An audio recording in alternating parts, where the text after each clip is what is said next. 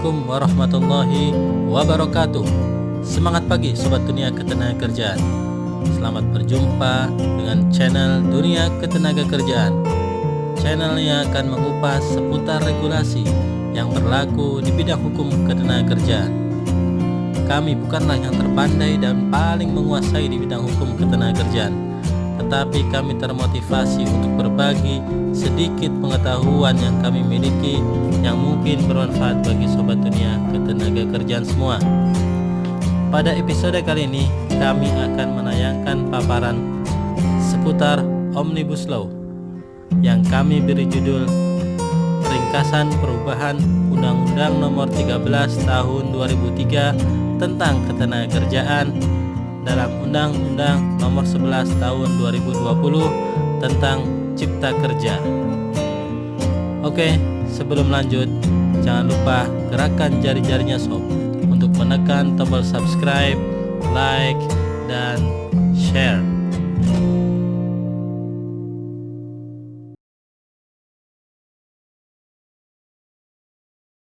Sobat Dunia Ketenagakerjaan, salah satu klaster dalam Omnibus Law adalah klaster ketenagakerjaan. Salah satu yang mengalami perubahan adalah Undang-Undang Nomor 13 Tahun 2003 tentang Ketenagakerjaan. Sebagaimana yang kita ketahui bersama bahwa Undang-Undang Nomor 13 Tahun 2003 ini terdiri dari 18 bab dan 193 pasal. Nah, di dalam Undang-Undang Nomor 11 Tahun 2020 atau Omnibus Law ini, untuk klaster ketenagakerjaan yang ingin kami sampaikan adalah 1. Undang-undang ini tidak mencabut Undang-Undang Nomor 13 Tahun 2003 tentang ketenagakerjaan. 2. Sebagian pasal mengalami perubahan. 3. Sebagian pasal dihapus. Dan yang keempat, terdapat beberapa pasal ditambahkan.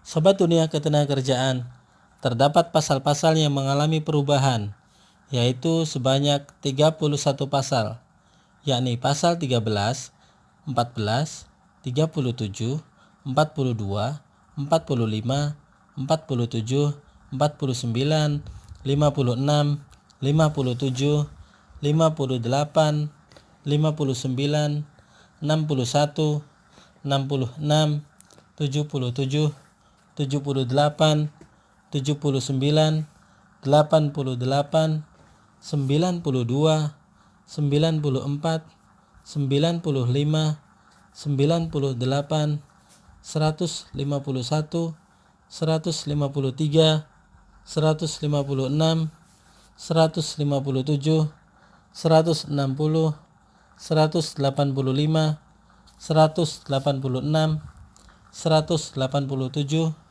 188, dan 190.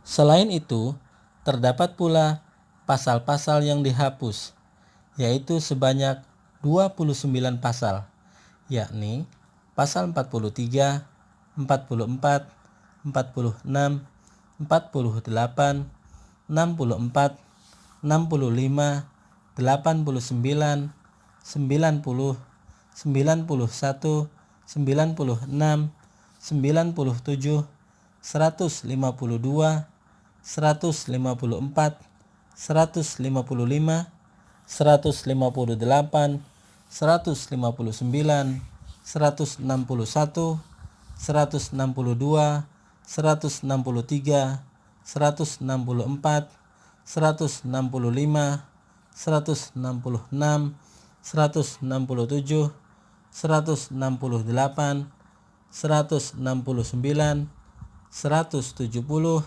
171, 172, dan 184.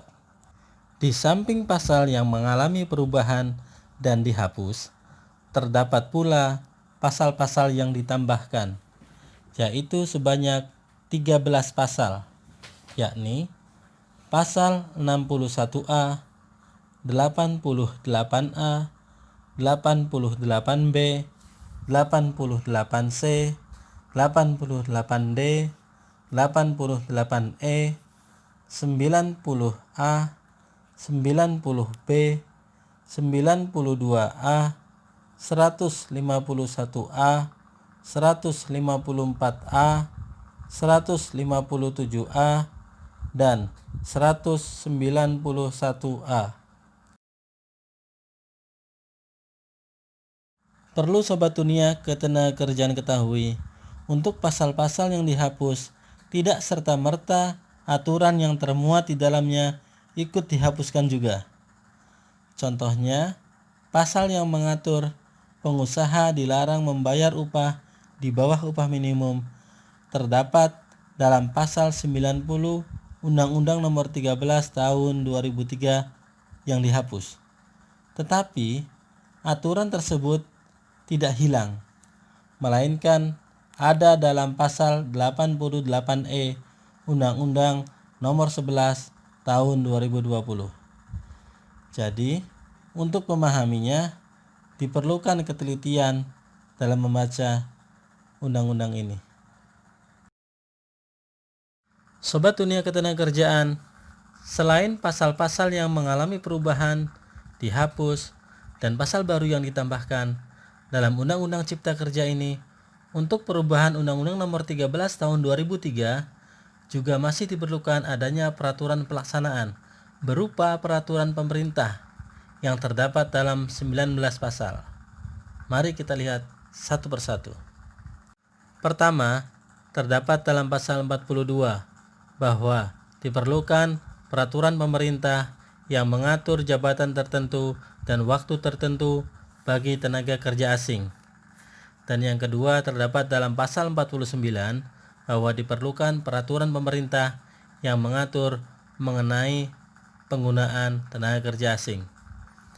Yang ketiga terdapat dalam pasal 56 bahwa diperlukan peraturan pemerintah untuk mengatur mengenai perjanjian kerja waktu tertentu berdasarkan jangka waktu atau selesainya suatu pekerjaan tertentu.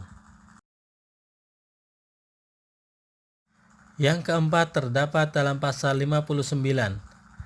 Di pasal ini dinyatakan perlunya peraturan pemerintah yang mengatur jenis dan sifat atau kegiatan pekerjaan, jangka waktu, dan batas waktu perpanjangan perjanjian kerja waktu tertentu.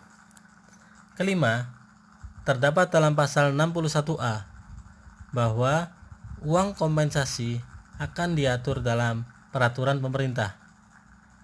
Uang kompensasi ini adalah sejumlah uang yang wajib diberikan oleh pengusaha kepada tenaga kerja ketika PKWT berakhir. Yang keenam, terdapat dalam pasal 66. Ini terkait dengan penyerahan sebagian pekerjaan kepada perusahaan lain atau alidaya.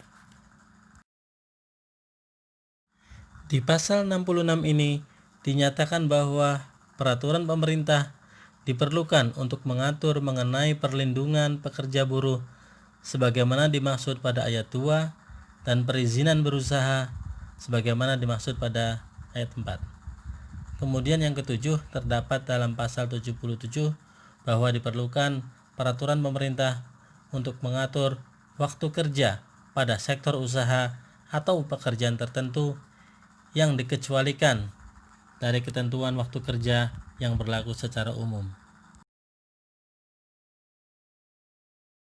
Sobat Dunia Ketenagakerjaan, kemudian yang kedelapan terdapat dalam pasal 78 bahwa diperlukan peraturan pemerintah yang akan mengatur waktu kerja lembur dan upah kerja lembur.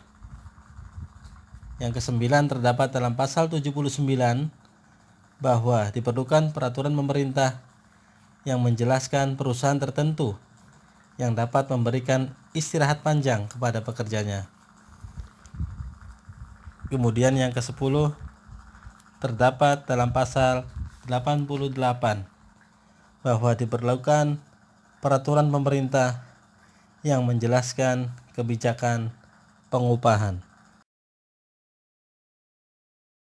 Yang ke-11 terdapat dalam pasal 88B bahwa diperlukan peraturan pemerintah yang akan menjelaskan upah berdasarkan satuan waktu dan atau satuan hasil. Kemudian yang ke-12 terdapat dalam pasal 88C yang terkait dengan upah minimum. Dalam ayat 7 pasal 88C ini dinyatakan bahwa tata cara penetapan upah minimum dan syarat tertentu diatur dalam peraturan pemerintah. Kemudian yang ke-13 terdapat dalam pasal 88D bahwa diperlukan peraturan pemerintah yang mengatur formula perhitungan upah minimum. Dan yang ke-14 terdapat dalam pasal 90B bahwa diperlukan peraturan pemerintah yang mengatur upah bagi usaha mikro dan kecil. Sobat Dunia Ketenagakerjaan, yang ke-15 terdapat dalam pasal 92 bahwa diperlukan peraturan pemerintah yang akan mengatur struktur dan skala upah. Dan yang ke-16 terdapat dalam pasal 98 bahwa diperlukan peraturan pemerintah yang akan mengatur tata cara pembentukan, komposisi keanggotaan, tata cara pengangkatan dan pemberhentian keanggotaan, serta tugas dan tata kerja Dewan Pengupahan. Yang ke-17 terdapat dalam pasal 154A bahwa diperlukan peraturan pemerintah yang akan mengatur mengenai tata cara pemutusan hubungan kerja. Kemudian yang ke-18 terdapat dalam pasal 156 bahwa diperlukan peraturan pemerintah yang akan mengatur pemberian uang pesangon, uang penghargaan masa kerja, dan uang penggantian hak. Dan yang terakhir terdapat dalam pasal 190 bahwa diperlukan peraturan pemerintah yang akan mengatur mengenai sanksi administratif. Nah, demikian penjelasannya Sobat Dunia Ketenagakerjaan. Apabila Sobat menemukan kesalahan dalam paparan ini, silahkan tuliskan di kolom komentar sekaligus sebagai koreksi.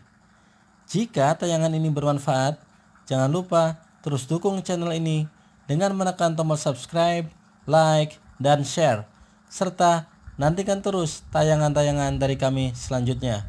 Wassalamualaikum warahmatullahi wabarakatuh.